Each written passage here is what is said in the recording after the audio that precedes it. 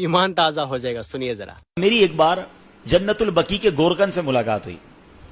ایسی ایسی باتیں مجھے بتائی انہوں نے, میں کتنی دیر تک تو روتا ہی رہا.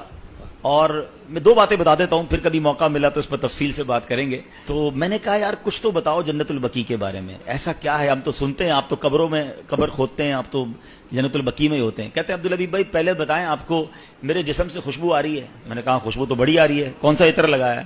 کہتے ہیں واللہ میں نے کوئی عطر نہیں لگایا, یہ بقیع کی خوشبو ہے, جنت البقیع کی مٹی کی خوشبو ہے.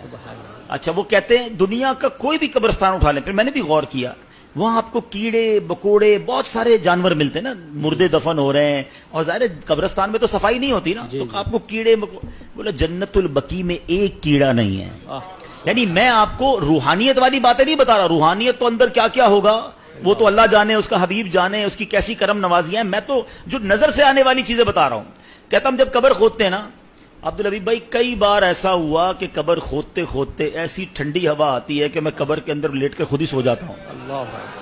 کبھی گورکن کو قبر میں سوتے دیکھا ہے؟ کہتا ہے ایسی ٹھنڈی ہوا ہوتی ہے, میں سکون اتنا ہوتا ہے, میں کام کرتے کرتے ادھر ہی لیٹ جاتا ہوں قبر کے اندر, نیند بھی آ جاتی ہے.